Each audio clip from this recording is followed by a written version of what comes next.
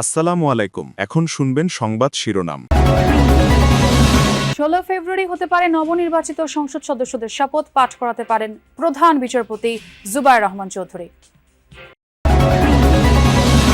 তারেক রহমানের নেতৃত্বে বিপুল বিজয় নিয়ে সংসদে যাচ্ছে বিএনপি। গণতন্ত্রের জয় বলছেন নেতারা, প্রতিশ্রুতি বাস্তবায়নের অঙ্গীকার। আসন সংখ্যা 77 হলেও ভালো ভোট পেয়ে প্রতিদ্বন্দ্বিতা গড়াচ্ছে জামায়াত এনসিপির জোট।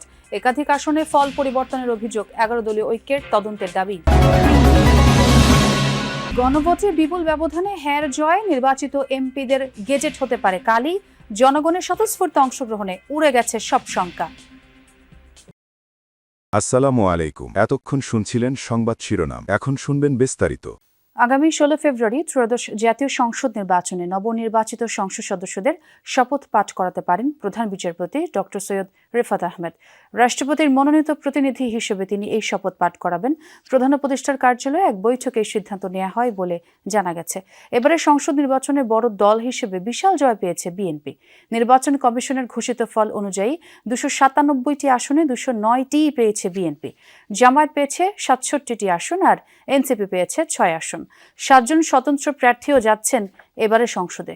চূড়ান্ত ফলে 212 আসনের বিশাল জয় পেয়েছে বিএনপি চেয়ারম্যান তারেক রহমানের নেতৃত্বাধীন জোট।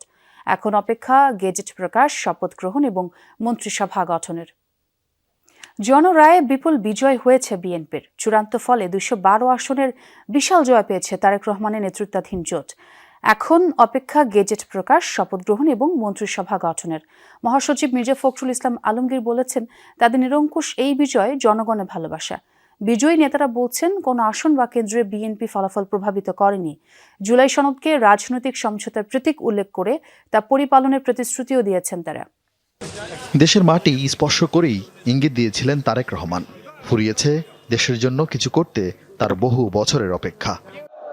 জীবন মৃত্যু সন্ধিক্ষণে থাকা মাকে দেখতে যাওয়ার আগেই শুভেচ্ছা জানান উপস্থিত লাখো জনতাকে। জানিয়ে দেন, টেবিলের কাজ অনেকটাই শেষ করে ফিরেছেন তিনি।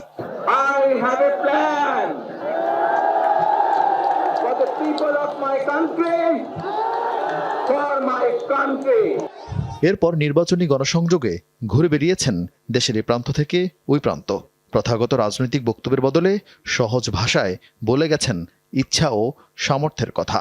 সমগ্র দেশ সহ এই ঢাকা শহরকে একটি নিরাপদ শহরে রূপান্তরিত করতে চাই। ভোটে তারেক রহমানের প্রতিশ্রুতি আর প্রার্থীদের উপরই আস্থা রেখেছেন ভোটাররা। বিএনপি ও মিত্ররা জয় পেয়েছেন 214টি আসনে। এর মধ্যে কে নেই? মির্জা ফখরুল ইসলাম আলমগীর, ডক্টর খন্দকার মোশাররফ হোসেন, সালাউদ্দিন আহমদ, মঈন খান, মির্জা আব্বাস অথবা ইশরাক হোসেন, সাইদ আল নোমান, রাজীব আহসানের মতো তরুণরা। এমন বিপুল জয়ের পরও সারা দেশে উৎসবের বদলে আয়োজন সীমিত রাখা হয় দোয়া মাহফিলে। শুক্রবার জুমার নামাজ আদায় শেষে গুলশান কার্যালয়ে বসেন বিএনপি চেয়ারম্যান তারেক রহমান। এত বড় জয়ের বিষয়ে গণমাধ্যমের সঙ্গে কথা বলেছেন বিএনপি মহাসচিব সহ সিনিয়র নেতারা। বিতর্কমুক্ত নির্বাচন হওয়ায় স্বস্তি প্রকাশ করেন তারা। অঙ্গীকার করেন প্রতিশ্রুতি বাস্তবায়নের। এটা বিএনপির সরকার। আপনার বিএনপির যাবতীয় উদ্দেশ্য, ম্যানিফেস্টো, তার যে ঘোষণাপত্র সেটাই থাকবে। ভাই তো বলেই দিয়েছে ওরা যে 15 তারিখের মধ্যেই তারা হতে হবে। এই বিজয় আমাদের প্রত্যাশিত ছিল। বাংলাদেশের গণতন্ত্রের, শক্তিশালী গণতন্ত্রের ভিত্তি রচনা শুরু হয়েছে।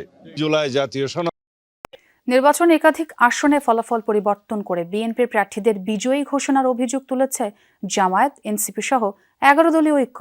ফলাফল ঘোষণার পর থেকে বিএনপি নেতাকর্মীরা তাদের প্রার্থীদের বাড়ি ঘরে হামলা করেছে বলেও অভিযোগ করা হয়। শুক্রবার রাতে জরুরি সংবাদ সম্মেলন করে 11 দলীয় ঐক্য জোট ও এনসিপি অনিয়ম হওয়া আসনগুলোতে তদন্ত করার দাবি জামায়াতের। ত্রয়োদশ জাতীয় সংসদ নির্বাচনে জামায়াত, জাতীয় নাগরিক পার্টি সহ 11 দলীয় জোট জয়লাভ করে 77টি আসনে, যদিও একাধিক আসনে অনিয়মের অভিযোগ করছে তারা। শুক্রবার রাতে জামায়াত ইসলামীর কেন্দ্রীয় কার্যালয়ে বৈঠক করে 11 দলীয় জোট। পরে গণমাধ্যমে কথা বলেন জোটের শীর্ষ নেতারা। এনসিপি আহ্বায়ক নাহিদ ইসলাম বলেন, 10% ভোট কারচুপি হয়েছে। বেশ কিছু আসনে ফলাফল পরিবর্তনের অভিযোগ আনেন তিনি। কয়েকটা আসনকে টার্গেট করে কেন্দ্রগুলোকে দখল করে সেই কেন্দ্রে জোর করে প্রশাসনকে ব্যবহার করে সেই ফলাফল পরিবর্তন করা হয়েছে। খেলাফতে মজলিসের মহাসচিব মামুনুল হক বলেন, ভোট গণনায় জনরায়ের প্রতিফলন হয়নি। ভোট গ্রহণটা যেভাবে হয়েছে, ভোট গণনাটা তার সম্পূর্ণ উল্টোভাবে হয়েছে এবং সেখানেই আগামীর বাংলাদেশের ভাগ্য এবং মানুষের জনরায়ের প্রতি চরমভাবে অশ্রদ্ধা প্রদর্শন করা হয়েছে, অসম্মান করা হয়েছে। পরে জামায়াত ইসলামীর আমির ডাক্তার শফিকুর রহমান অনিয়মের অভিযোগ তুলে কিছু আসনে তদন্তের দাবি জানান। 11 দলীয় জোটের প্রার্থীদের বাড়ি ঘরে হামলার অভিযোগ তুলে তা বন্ধের আহ্বান জানান জামায়াত আমির। তা না হলে রাজপথে নামার হুঁশিয়ারি দেন তিনি। যে সমস্ত আসনে ভয়াবহ অনিয়ম হয়েছে, আমাদের পক্ষ থেকে নিয়মতান্ত্রিকভাবে আমরা তার প্রতিকার চাইব। বিভিন্ন জায়গায় বাড়িতে বাড়িতে হামলা হচ্ছে। সুনির্দিষ্ট সময়ের ভিতরে যদি আমরা প্রতিকার পাই তাহলে এক কথা, কিন্তু যদি না পাই। বহুল কাঙ্ক্ষিত ত্রয়োদশ জাতীয় সংসদ নির্বাচনের চূড়ান্ত ফল প্রকাশ করল নির্বাচন কমিশন।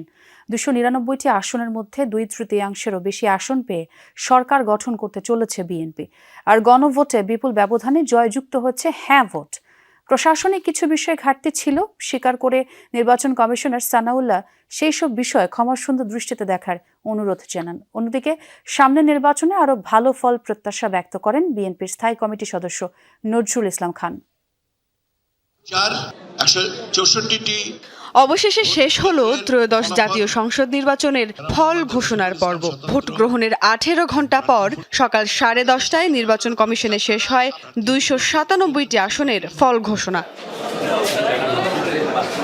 12 ফেব্রুয়ারি সকাল 7:30টা থেকে বিকেল 4:30টা পর্যন্ত সারা দেশে একযোগে চলে ভোট গ্রহণ। একজন প্রার্থীর মৃত্যুতে স্থগিত ছিল শেরপুর 3 আসনের নির্বাচন। আর প্রার্থীদের বিরুদ্ধে মামলা থাকায় চট্টগ্রাম 2 ও 4 আসনের ফল ঘোষণা স্থগিত রাখা হয়েছে।